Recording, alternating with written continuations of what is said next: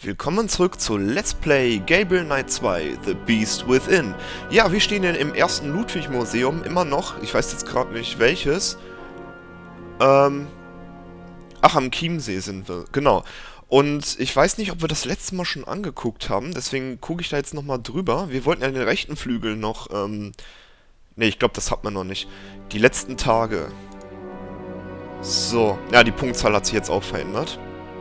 June 7th, 1886. A group of men arrive at Neuschwanstein Castle, demanding to take the king in custody.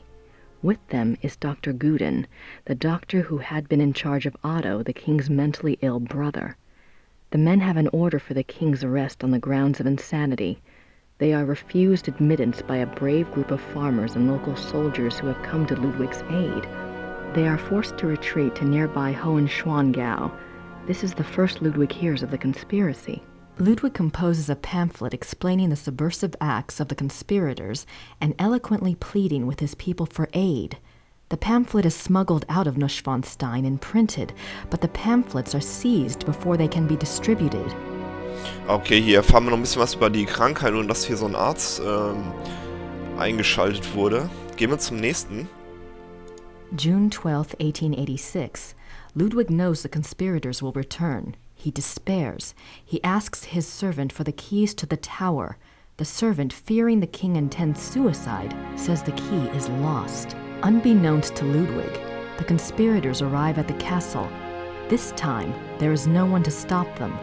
Ludwig is lured from his bedroom to the entry hall of Neuschwanstein on pretense. There, he is taken into custody. Ludwig is taken by carriage from Neuschwanstein to Berg, where his brother Otto had long been imprisoned. This is a great blow to the king's state of mind. While on the way, the group stops at Seeshaupt to change horses. Ludwig asks to see the postmistress, Frau Vogel. She brings him a glass of water and he says something to her.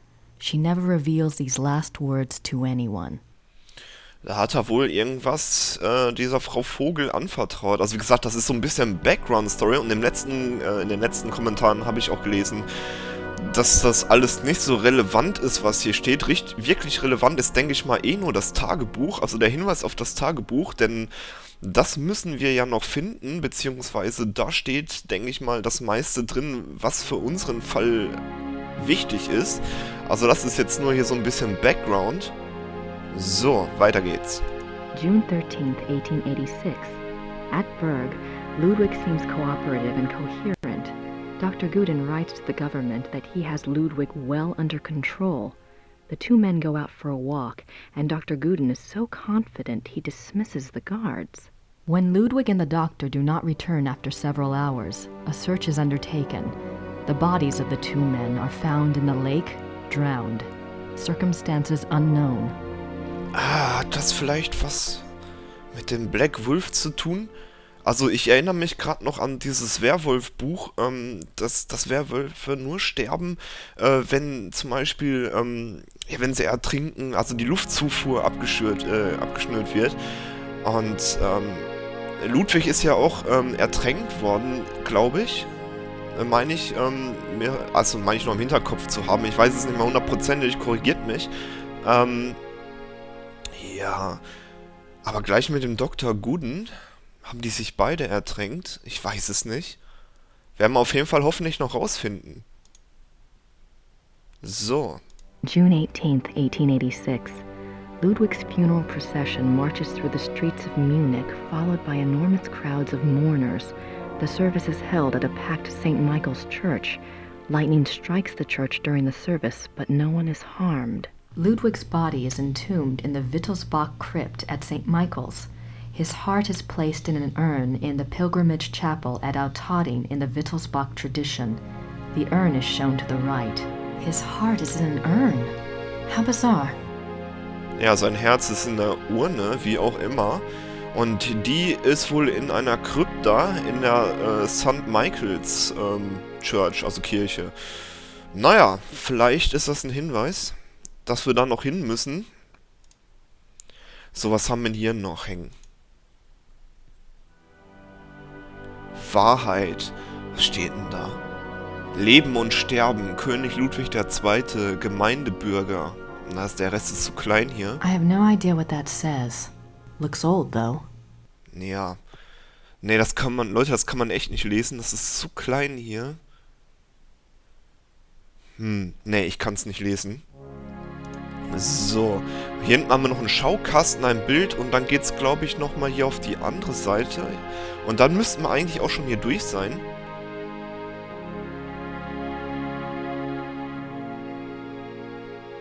Ich wollte eigentlich noch gar nicht zum Bild. Oh my god. That's the slave from my dream.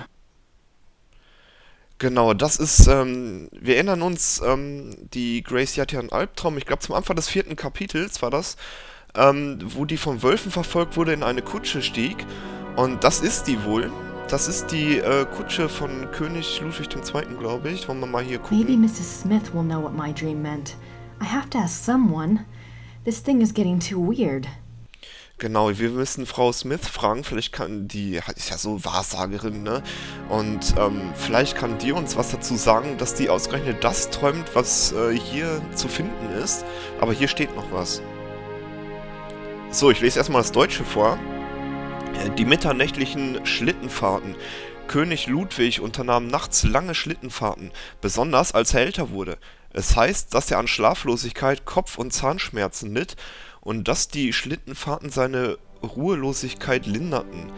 Der Anblick des königlichen Schlittens, wie er nachts durch die alpenländische Gegend glitt, machte die Landbevölkerung nervös. Besonders abergläubische Naturen deuteten ihn als schlechtes Omen.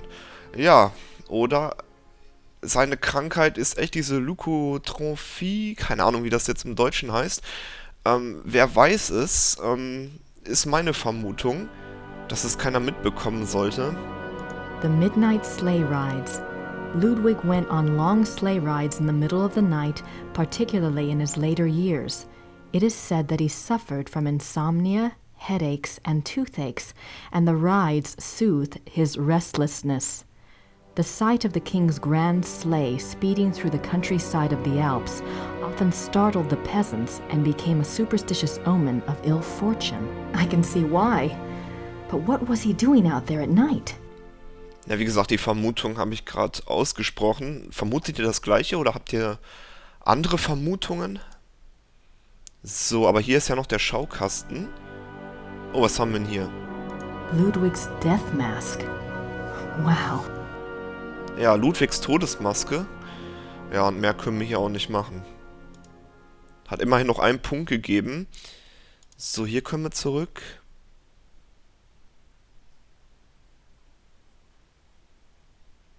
Haben wir jetzt hier alles? Das Bild vielleicht noch, aber ich glaube, das hatten wir schon, oder?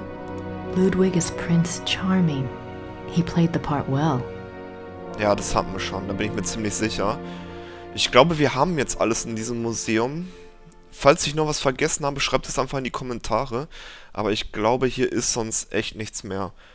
So, wir haben den linken Flügel und den rechten Flügel abgeklappert. Und ja, dann hauen wir einfach mal ab hier.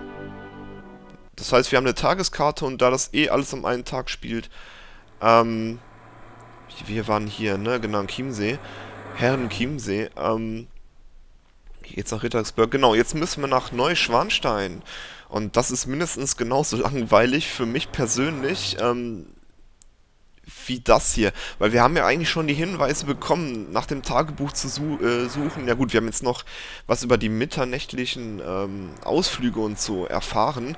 Das brauchen wir alles noch, denke ich mal. Also zumindest fügen sich so ein paar Bilder zusammen. Und hier in Neuschwanstein, ja, da fahren wir jetzt einfach mal hin. Also ich meine, es ist nicht langweilig in dem Sinn, dass es mir am Hintern vorbeigeht, aber ich finde, es gibt spannendere Rätsel. So, hier haben wir das Schloss. Macht echt gut was her. Dann gehen wir mal rein. So. Und hier können wir auch unseren Tour-Tape abspielen. Das heißt, wir haben zu jedem Raum so ein bisschen Background-Infos, die dann halt abgespielt werden. Our tour begins in the entry hall. Ludwig II lived from 1845 to 1886. He assumed the Bavarian throne at the age of 18 when his father died. Ludwig's passion was building castles.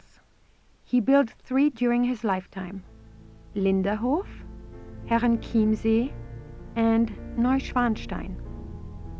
Plans for a fourth castle, Falkenstein, were underway when he died. In addition to his obsession with building, Ludwig also had a passion for classical heroic German mythology, a taste he shared with the German opera composer Richard Wagner. Neuschwanstein is decorated throughout with themes from these stories, most of which directly relate to Wagner's operas. Okay, und hier verschwinden die Aufpasser ab und zu mal. Ich glaube, das ist relevant für irgendwas. Ich weiß es nicht. Auf jeden Fall haben wir gerade erfahren, dass er 3 Burgen gebaut hat. Falkenstein, die 4. Burg, ist leider nicht fertiggestellt, weil er da gestorben ist. Und ja, eine fehlt noch. Da war die Rede von Herrenchiemsee, da waren wir ja vorhin. Und Neuschwanstein, da sind wir hier. Und den ersten Namen habe ich schon wieder vergessen und ich will jetzt nicht mal draufklicken. Ja, dann schauen wir uns mal an, was ist das denn hier? I wonder where that door leads. Ja, eine Geheimtür. Also man weiß nicht, wo die hinführt. Also ich zumindest nicht. Was haben wir denn hier noch? Okay, Bilder. These scenes seem to tell a story, but I have no idea what story. Ah ja, genau, die Stimme auf dem Tape hat noch ja, angedeutet, dass dieses Schloss, dieses Museum Ausstellungsstücke beziehungsweise thematisch sich mit Wagner beschäftigt. Ich glaube, hier werden wir jede Menge über Wagner erfahren. Hatten wir das schon? These scenes seem to tell a story, but I have no idea what story.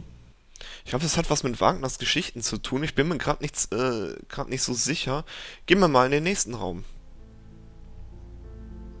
So, jetzt ist der Aufpasser hier. Was haben wir denn hier?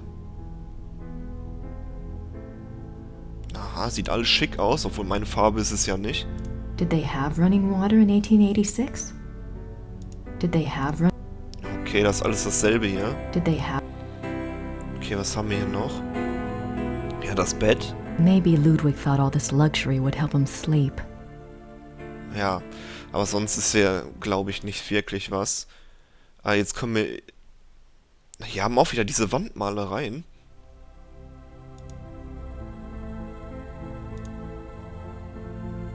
Okay.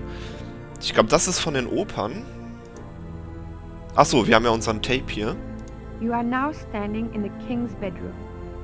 The theme of the bedroom is Tristan and Isolde, the tragic love story retold in Wagner's opera. The opera was given its first performance in Munich in 1865, and a 20-year-old Ludwig attended. This is probably the most elaborate and expensive bedroom ever created.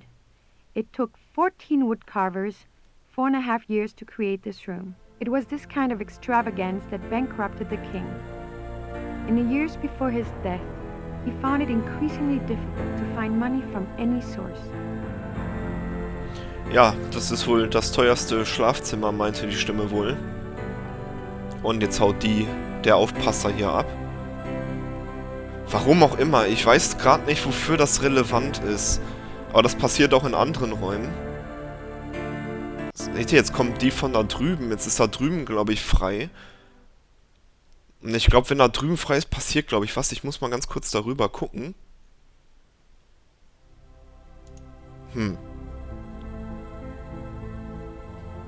I'm surprised people don't sit in these chairs when the guard's not looking. These linens look seriously expensive and seriously old. Ich glaube, Fehlalarm. Ich weiß es nicht. Was haben wir denn hier?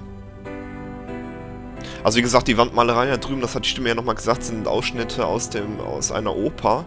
Isolde und Tristram oder irgendwie sowas. So.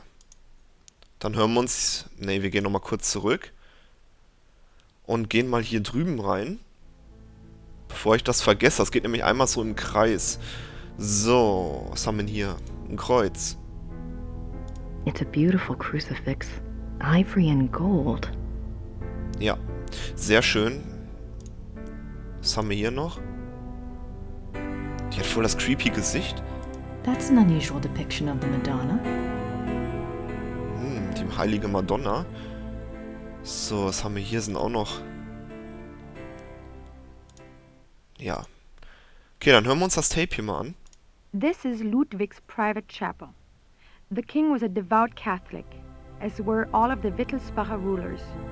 They supported the Roman Church even when other European countries were dominated by Protestantism. Ja, das ist eine Privatkapelle. Schauen wir uns mal kurz, was können wir hier irgendwas erkennen, was relevant ist? Nicht so wirklich, ne? Gut, gut.